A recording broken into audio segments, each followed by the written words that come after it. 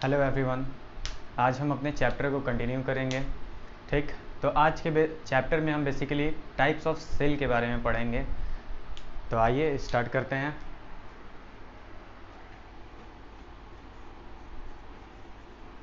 Types of cell. जब हम cell के टाइप के बारे में अगर बात करते हैं तो सेल दो टाइप का होता है।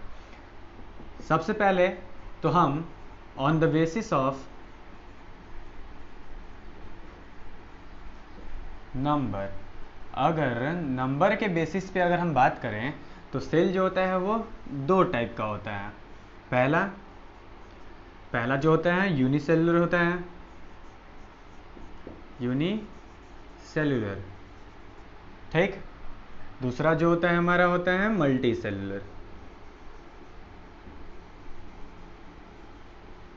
ठीक, इन दोनों वर्ड्स में हम लोगों को एक कॉमन चीज़ दिख रहा है। यहाँ पे सेलुलर है और यहाँ भी क्या है, सेलुलर। ठीक, इन दोनों वर्ड्स में हम लोगों को कॉमन क्या दिखा, सेलुलर, जिसका मतलब होता है सेल। जिसका मतलब क्या होता है, सेल। यहाँ पे हम लोग को यूनी दिख रहा है। यूनी का मतलब होता है वन, यूनी मतलब वन।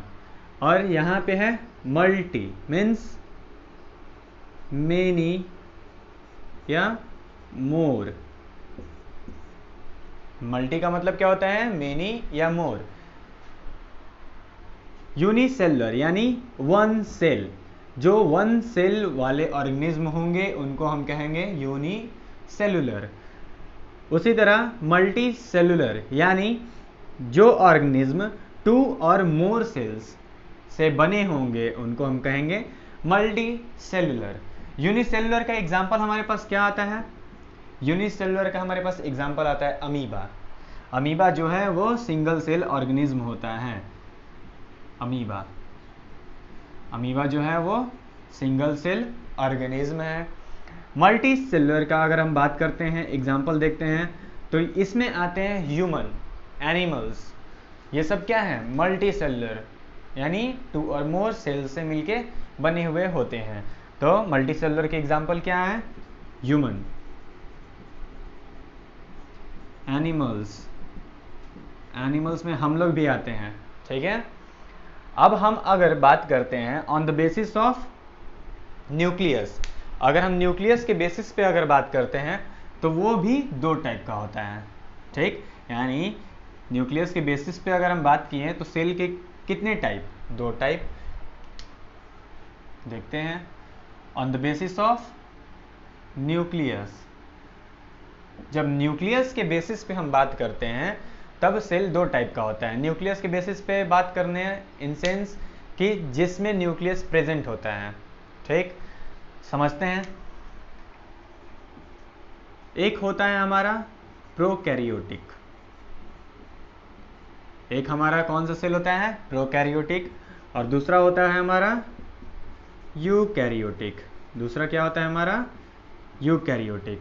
ठीक है, इन दोनों वर्ड्स में भी हम लोगों को कुछ कॉमन दिख रहा है, कैरियोटिक, कैरियोटिक।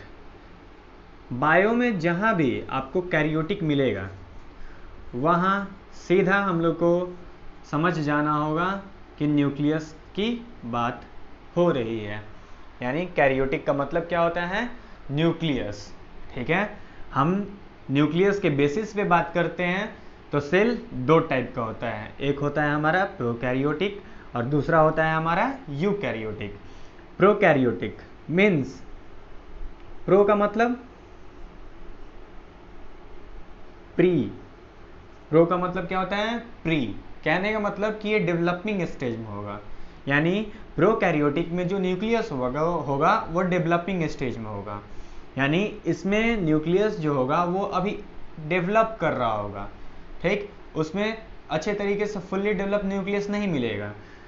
दूसरा हम बात करते हैं यूकैरियोटिक का। तो यूकैरियोटिक यानी इसमें भी एक हम लोग को वर्ड मिला है आगे में, ई यू। ई यू का मतलब क्या होता है, ट्रू। ठीक है,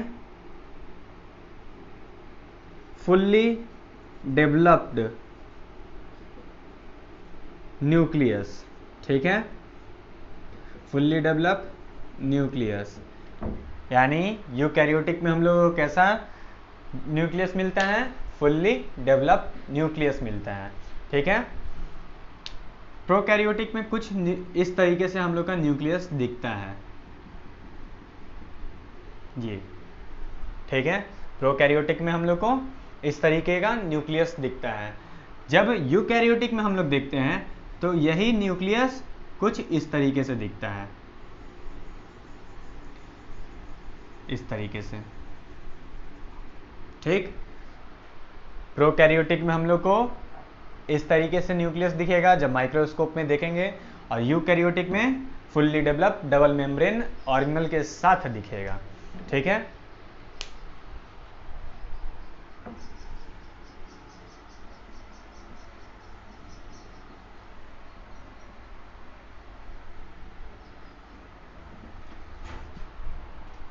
अब हम कंपोनेंट्स ऑफ सेल के बारे में जानेंगे।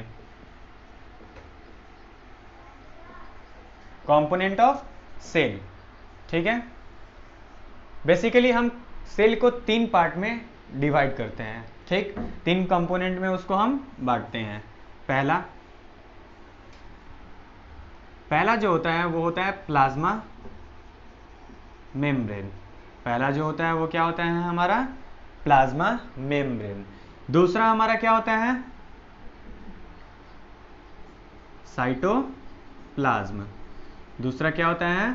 साइटोप्लाज्म। और तीसरा जो कि न्यूक्लियस। तीसरा पार्ट क्या होता है? न्यूक्लियस। तीसरा क्या होता है? न्यूक्लियस। ठीक। प्लाज्मा मेम्ब्रेन, इसी को हम लोग सेल मेम्ब्रेन के नाम से जानते हैं। इसी को हम लोग सेल मेम्ब्रेन कहते हैं। प्लाज्मा मेम्ब्रेन जो होता है वो सेल के आउटर कवरिंग में पाए जाते हैं।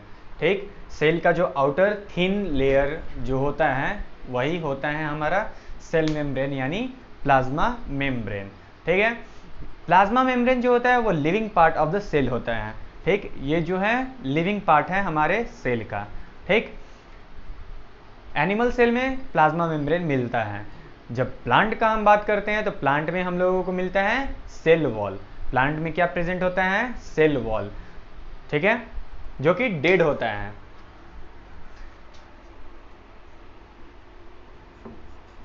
The outermost covering of animal cell, जो आउटर मोस्ट कवरिंग हम लोग को दिखता है एनिमल सेल में वही होता है हमारा सेल मेम्ब्रेन या प्लाज्मा मेम्ब्रेन। ठीक है। जो कि कैसा होता है? लिविंग होता है। ठीक है। लिविंग पार्ट है ये हमारे सेल का। ठीक। अब हम बात करते हैं साइटोप्लाज्म। साइटोप्लाज्म क्या होता है? सेल मेम्ब्रेन के जस्ट चारों तरफ एक लिक्विड फील्ड होता है, यानी सेल में एक लिक्विड हम लोग को फील्ड दिखता है। कुछ इस तरीके से देखते हैं।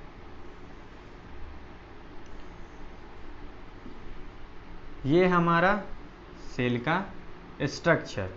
ठीक। आउटर सेल को तो हम लोग बोल दिए हैं सेल मेम्ब्रेन। इसके अंदर में इस वाले पार्ट में ये सब इस वाले पार्ट में एक लिक्विड फील्ड होता है जिसको हम लोग क्या कहते हैं? साइटोप्लाज्म। ठीक है। ये क्या होता है? साइटोप्लाज्म होता है। साइटोप्लाज्म जो होता है क्या कंटेन करता है? All cell organelle. साइटोप्लाज्म के अंदर ही जितने भी हमारे सेल के ऑर्गेनल्स हैं वो सब मिलते हैं। ठीक है। इसी में मिलेगा हम लोग को mitochondria, ribosome, lysosome, endoplasmic reticulum. ठीक है।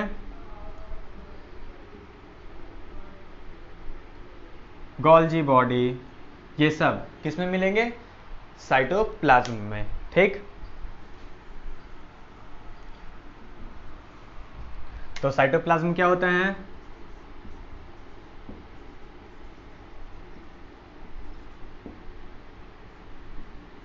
It is a liquid present between the cell membrane and nuclear membrane. Nuclear membrane और सेल मेम्ब्रेन के बीच में जो लिक्विड प्रेजेंट होता है उसी को हम लोग कहते हैं साइटोप्लाज्म। ठीक है,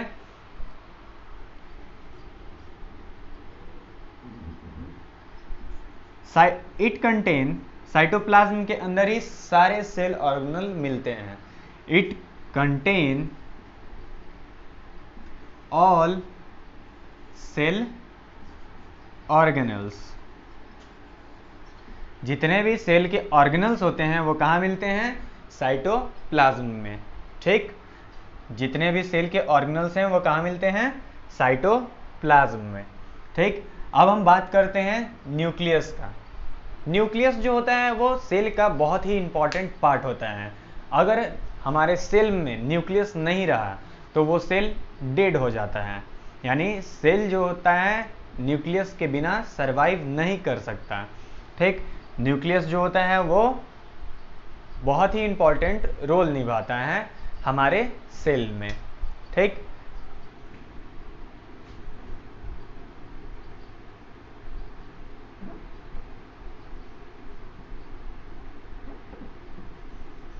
if we remove nucleus from the cell,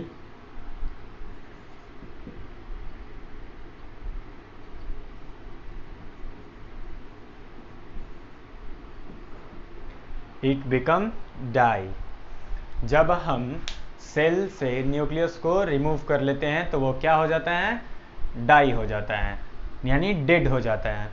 nucleus के अंदर होता है हमारा न्यूक्लियोलस।